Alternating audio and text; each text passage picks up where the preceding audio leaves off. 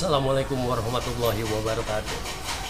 Salam dari Aircool Garage. Di mana channel ini adalah salah satu channel untuk restorasi mobil ya, khususnya si VW. Dan ini kebenaran kita kedatangan satu buah mobil kombi Brazil Clipper itu tahun 84, di mana ownernya itu minta direstorasi ulang. Ternyata mobilnya itu bekas restorasi ulang juga di bengkel lain karena tidak sesuai dengan keinginannya. Akhirnya beliau minta direstorasi ulang.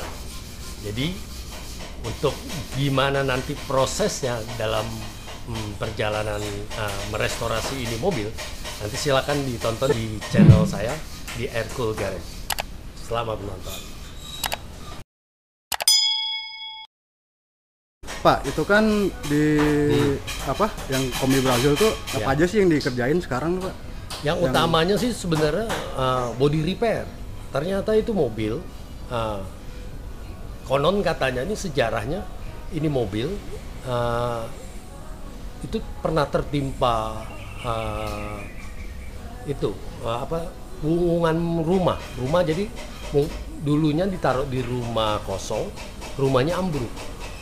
Jadi bodi bagian atas itu sampai bodi bagian kiri itu udah miring semua, terutama yang belakang.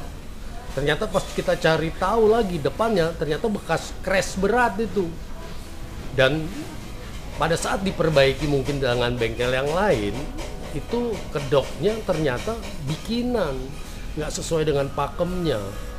Jadi saya mensarankan ke ownernya, ini mau nggak mau harus diganti kedoknya karena udah tidak sesuai dengan pakem, dan kita merestorasinya kan body repair itu waduh berat.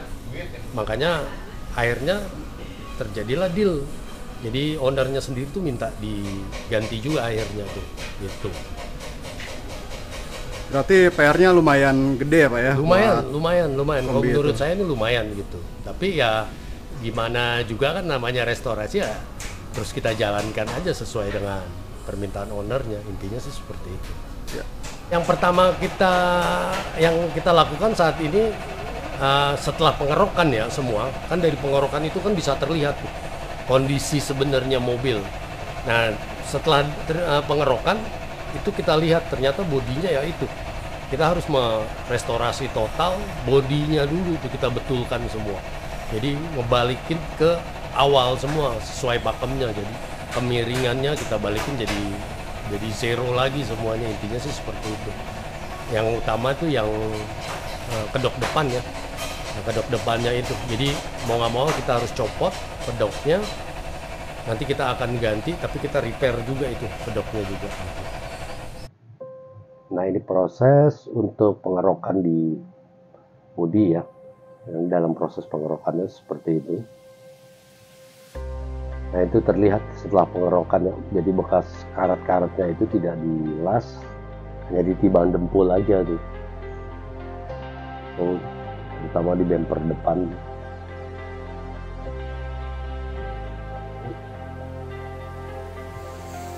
Nah ini sebagian yang sudah belakang kap bagasi sudah kita foxing, dan ternyata kita temukan di pojok kiri belakang itu terlalu ngembung.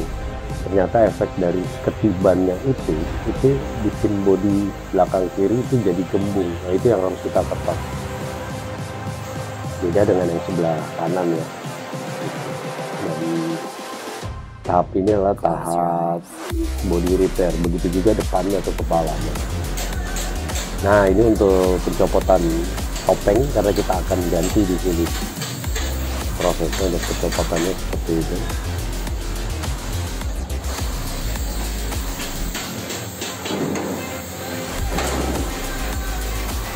Pojok terakhir remannya itu dipotong dulu.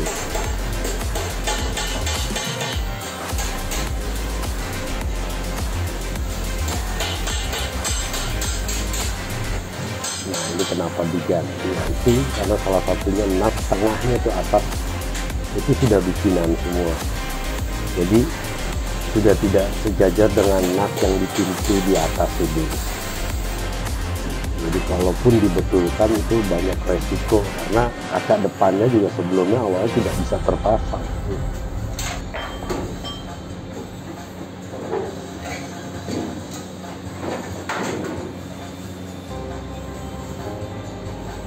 Nah, dalam proses pencopotan ini emang ada beberapa bagian yang harus dipotong ya, karena agak sulit memang mencopot bagian kedok depannya ini.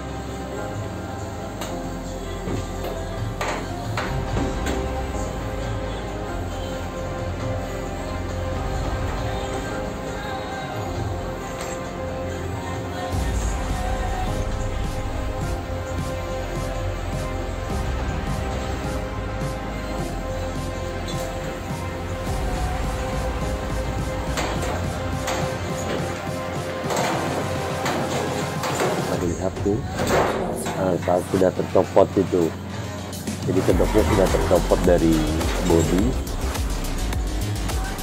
dan ini bisa terlihat karat-karat yang tidak tadinya terlihat di dalamnya, nah, itu terlihat semua tuh.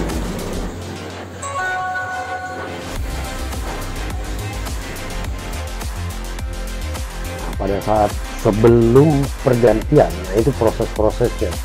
Dari mulai membersihkan, mengerok hingga epoksi dulu, kita epoksikan dulu sebelum kita pengelasan.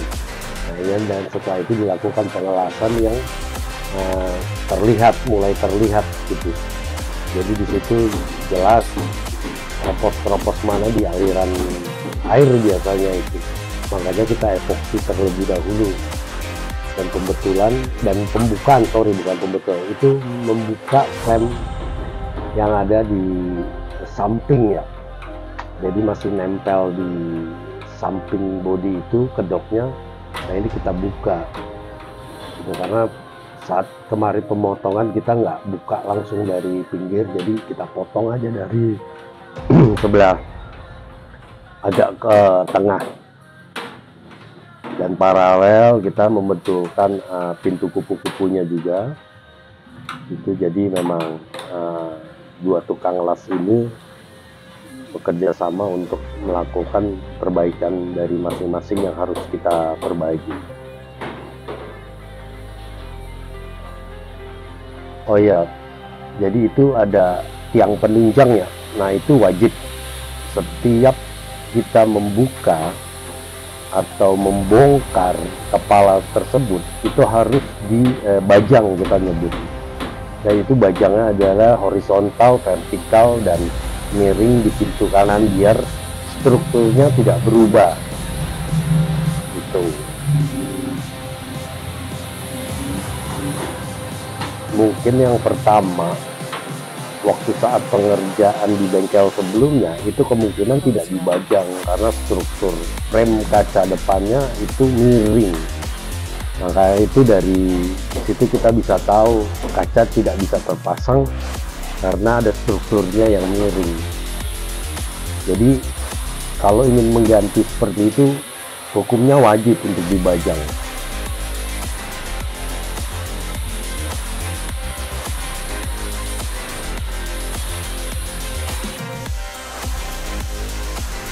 Nah ini kita bisa lihat sejauh ini udah mulai beberapa bagian yang sudah mulai diperbaiki. Contohnya itu panel pilar A, itu ada beberapa bagian yang sudah hilang kayaknya bekas ketokan dulu. Nah kita buatkan kembali menjadi membalikan lagi lah gitu. Dan ini juga penyetelan untuk pintu kupu-kupunya ya gitu. Dan kalau dilihat ini pengerjaannya sudah mencapai 60% lah dari total keseluruhannya. Jadi yang kita kejar memang bagian tengah hingga ke belakang. Nah, pintu juga itu kenapa harus diperbaiki, ya itu efek dari ketiban dari kuda-kuda rumah itu. Jadi semuanya itu bergerak. Nah ini untuk pengentengan membalikan nat-nat yang ada di pilar A yang di dalamnya. Memang tidak terlihat, tapi ya jelek aja gitu, maksudnya tidak ada nutnya seperti itu, hanya polos. Nah ini kita balikin ke orisinilnya lagi, jadi mau tidak mau kita harus menggetok, mengkenteng lagi, membalikkan nut-nutnya tersebut. Nah ini memang butuh effort sih sebenarnya gitu. Jadi terlihat pengentengan nut-nutnya tersebut, jadi membalikkan kembali nut-nut yang hilang di pilar A. Walaupun tertutup ya tetap harus kita lakukan.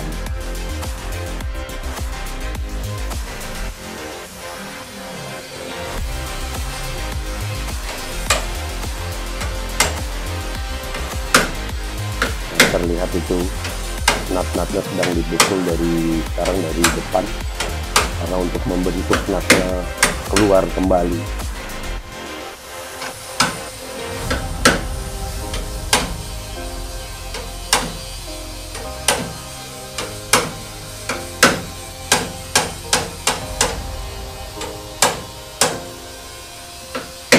Dan ini ada sedikit makan waktu kalau menurut saya sih memang, tapi ya inilah restorasi ya harus dilakukannya, yang membalikkan ke pakemnya.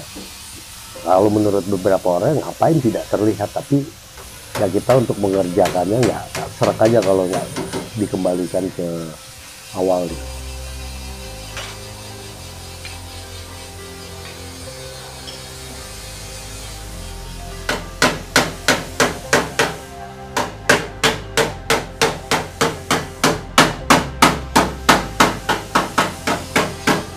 Ini di pilar A yang sebelah kanan, ini ada beberapa bagian yang sudah kita las kembali itu.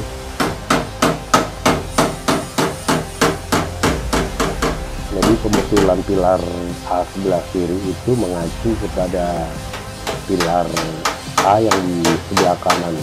Dan kebenaran pilar sebelah kanan itu masih ori lah, belum ada pengelasan dan belum ada benturan. Karena yang sebelah kiri kayaknya X benturan juga, keren jadinya.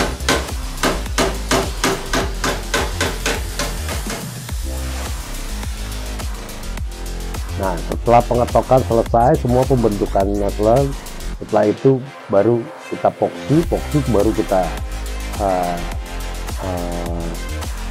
kasih dempul. Setelah pendempulan selesai ya kita epoxy, lalu tadi kita lihat itu udah di undercoat tiang pilar di dalam itu. Lalu sambil menunggu persiapan topeng mengganti, kita bersihkan dahulu sampai ke titik platnya ya. Nah itu kan terlihat ada beberapa yang sudah mulai korosi. Nanti rencananya juga kita akan ganti yang paling bawah terutama tuh, dan bagian kedok untuk lampunya ya. Nah, lampunya itu, rumah lampunya juga udah pada karat gitu. Tapi secara struktur topeng ini masih mengikuti pakem. Dan setelah itu pembersihan, epoksi. Nah ini adalah pemasangan. Jadi kita lagi setting pemasangan kedoknya kembali. Jadi kita ukur dulu ketinggiannya, terus kiri kanannya juga harus sesuai dengan bawaan mobil. Jadi memang agak sedikit susah ya gitu.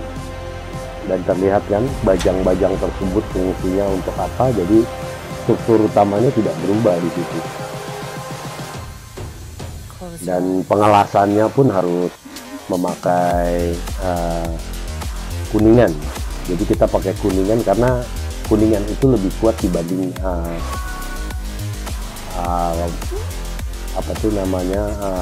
kawat ya gitu.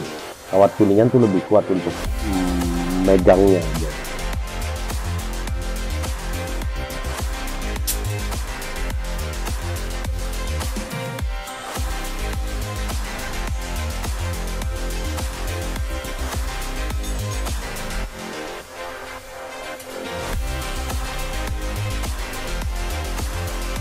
Jadi kebutuhannya biasa kawat-kawat kuningan ini, kita satu pedok ini bisa makan sampai 5 batang biasanya gitu. karena ada beberapa bagian dan juga nanti untuk nat-nat di bawah kedoknya itu kan nanti kita tembus dengan kuningan, las kuningan. Jadi memang las kuningan ini memang lebih kuat dibanding kawat biasa.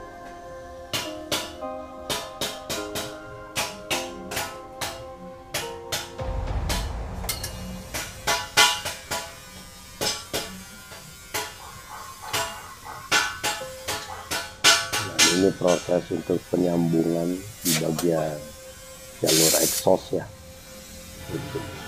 Jadi emang awalnya di jalur exhaustnya dulu agar bisa ketemu semuanya sudah pas, baru kita las.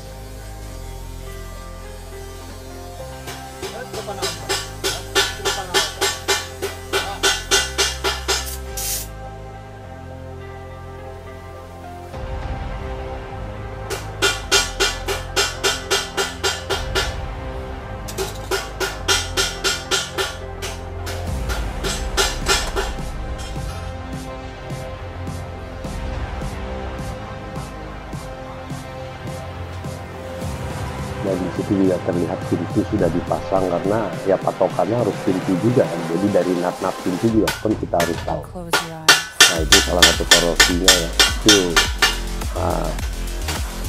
dan ini tiangnya itu. Nah itu juga kita akan ganti nanti. Frame-frame-nya kita akan ganti lagi. Tapi secara struktur topengnya masih layak untuk dipakai dibanding topeng bawaannya.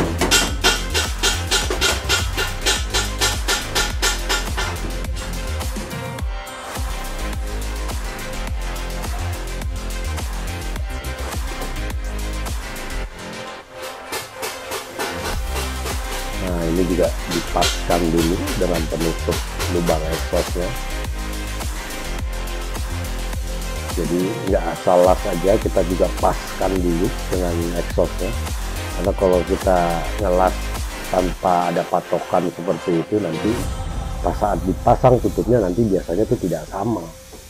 Jadi pada saat awal ini kita ngepas dulu terlebih dahulu.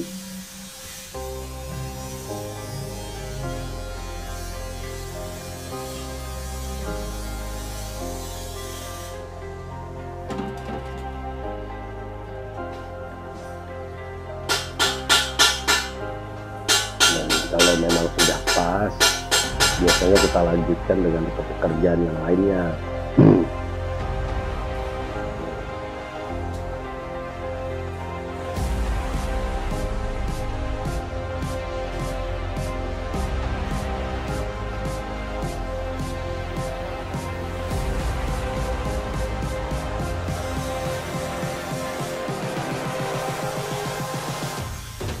Close your eyes. Nah ini tutupnya yang bawaannya ini. Kalau yang pertama itu adalah tutup bawaan mobil yang pertama. Kalau ini yang sudah diepoksi, yang bawaan topeng yang barunya. Jadi kita harus menyesuaikan juga mana yang lebih terbaik. Mengingat yang pertama kan itu bekas crash, jadi kemungkinan agak sedikit lari biasanya seperti itu.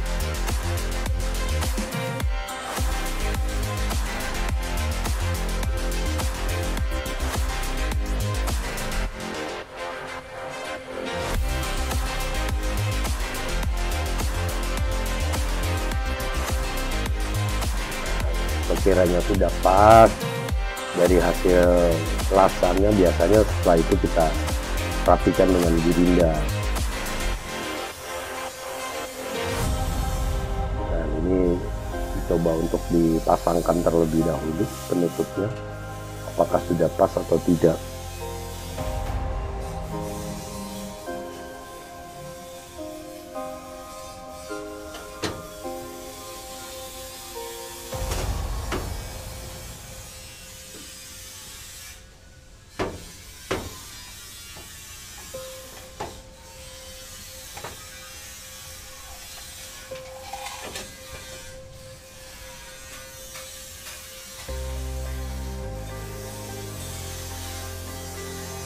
Baut-baut saat ini sedang dipasang, baut atas, baut bawah, dan baut sampingnya.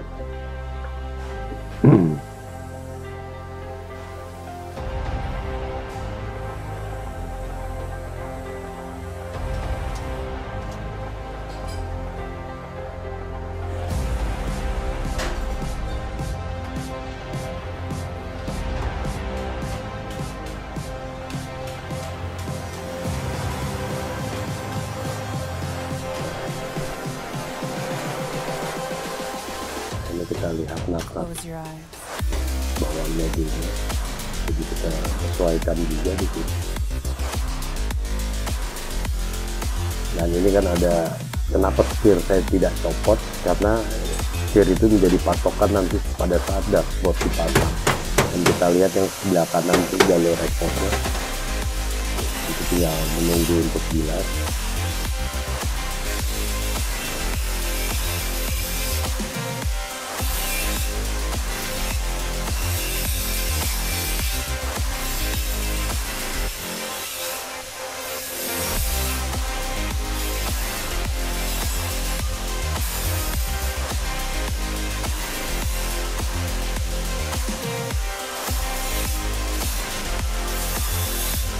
Bisa kita lihat bahwa terpasang dengan mudah, berarti secara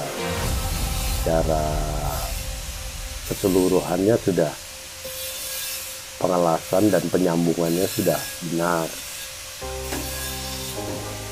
Biasanya kalau tidak benar, antara posisi lubang bautnya itu tidak sama, itu harus berarti ada yang tidak sinkron, biasanya seperti itu.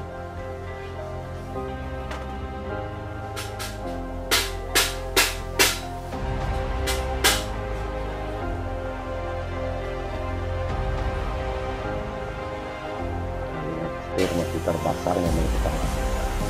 Dan ini tampak dari depan.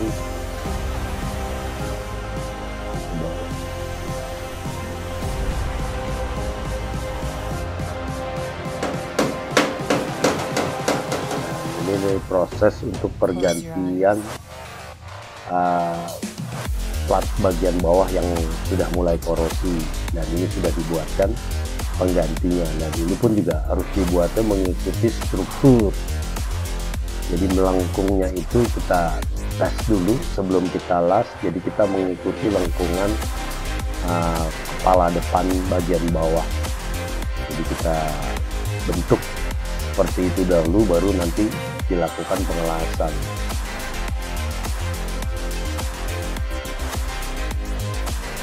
Dalam pemakaian platnya ini, saya memakai plat galvanis jenisnya itu SECC.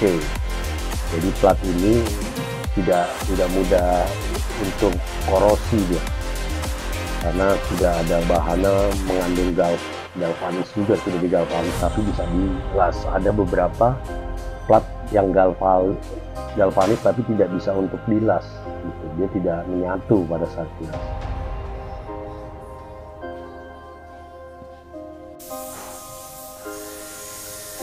Nah, ini pada saat pemasangan. Nah, dari situ kita lihat pemasangannya dimulai dari, biasanya dari tengah dulu itu. Gitu.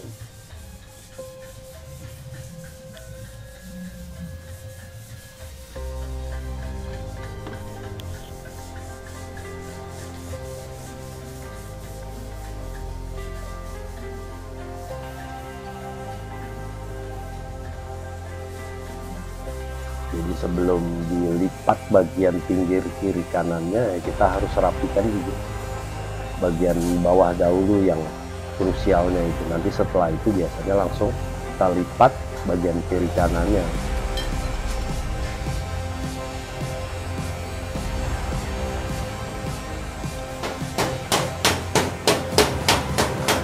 Ini untuk pengentengannya juga kan berhubung lubang headlampnya kita buka, jadi pengentengan lebih mudah. Jadi tangan yang sebelah kanan tuh bisa masuk ke dalam untuk menahan kentengan yang dari luar.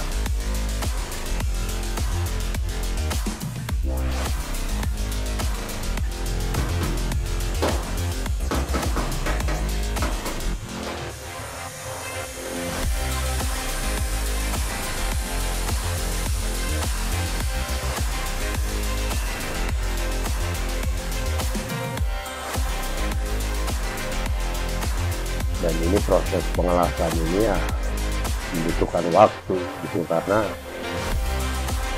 pengelasan ini secara otomatis akan menarik plat bawaannya, karena ada plat baru, jadi ya memang butuh ekstra kenteng di sini. Jadi setelah las kita kenteng. dari dalam untuk menahan, jadi agar struktur gembungnya dia itu tidak berubah. Di sini kita lihat kan pengentengannya. Jadi sehabis bilas langsung kita kenteng, sehabis bilas kita kenteng dalam untuk memaksimalkan bentuk awalnya. Nah, ini proses demi proses berjalan seperti itu.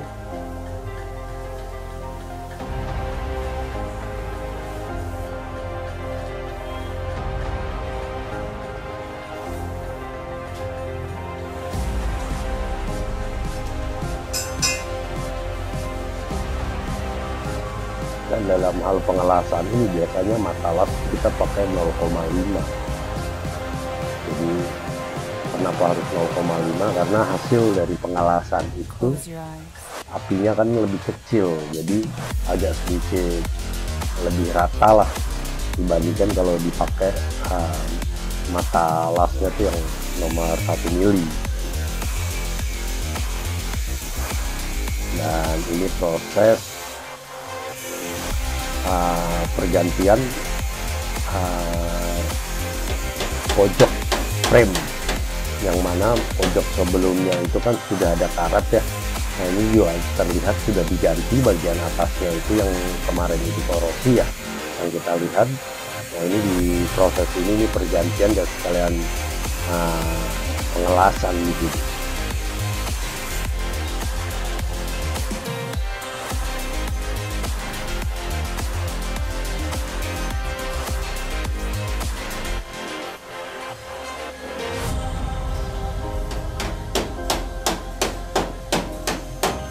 Nanti setelah pengelasan ini nanti ada namanya pitching kaca. Jadi sebelum naik dempul itu kaca kita pasang terlebih dahulu tuh nantinya prosesnya itu.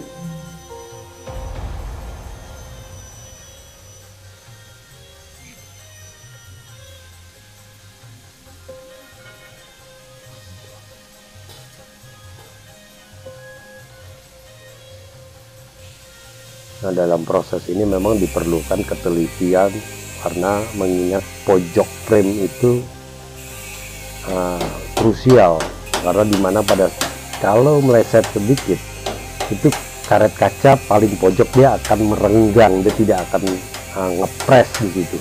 Nah, biasanya penyakitnya di situ tuh rata-rata kalau di kombi. Makanya sebelum menjadikan mobil pada saat awal pengelasan sampai nanti 2 kali pitching kaca. Yang kedua adalah pada saat pendempulan nanti. Setelah didempul sudah rapi, itu kaca dipasang kembali, Close your eyes. dicoba lagi. Jadi mana-mana yang bagian yang kurang itu biasanya kita perbaiki, kita tutup dengan menutupinya itu dengan dempul ya. Jadi proses ini ya, pergantian ini nggak harus 100% yang kita mau. Rata-rata memang 90% sampai 95% lah. Selebihnya kekurangan pasti kita tutupi dengan dempul nanti.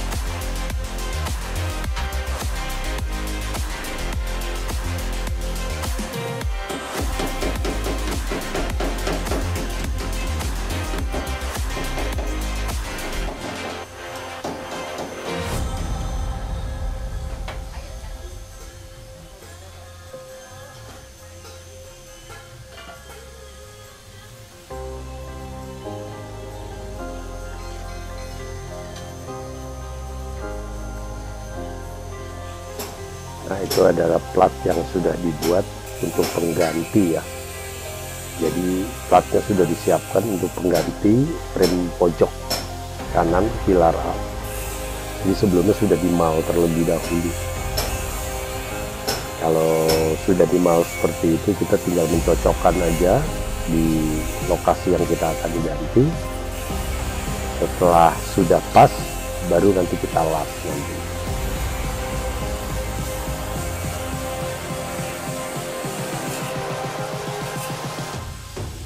Close your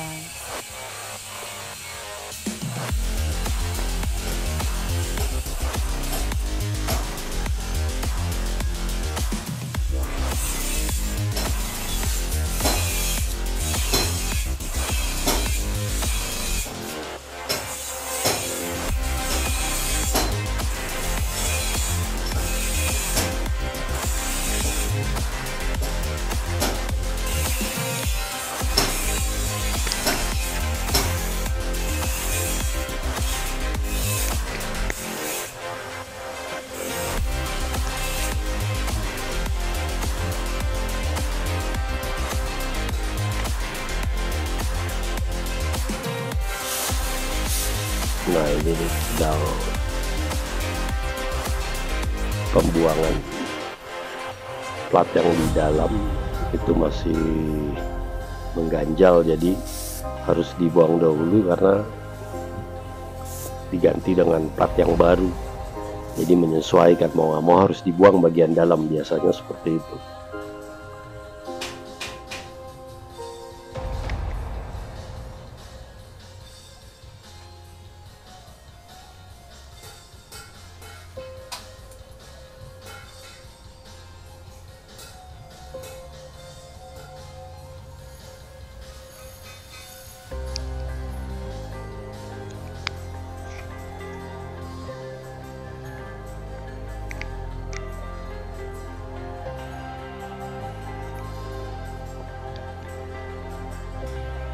Nah itu kan terlihat tadi ya.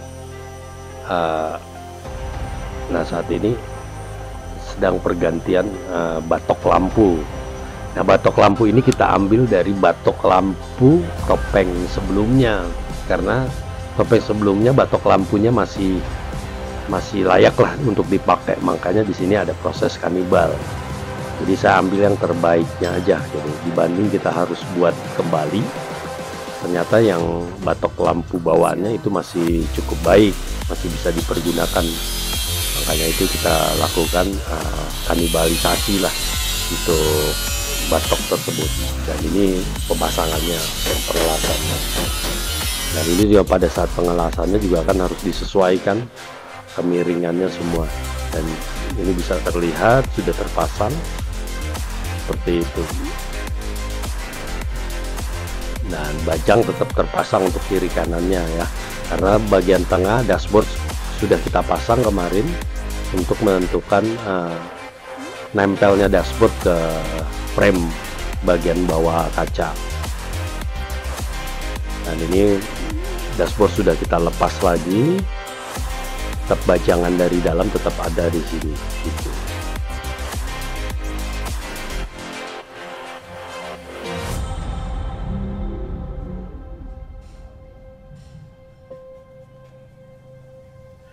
Tampilannya sudah terlihat lah lebih baik dibanding sebelumnya. Dan itu kaca sudah terpasang. Nah itu pengetesan kaca itu. Nah kaca sudah terpasang dan sudah bisa terlihat kan gitu. Jadi kita bisa lihat nempelnya kaca sesuai gak di frame-nya tersebut. Ternyata alhamdulillah sudah terpasang sesuai yang kita harapkan.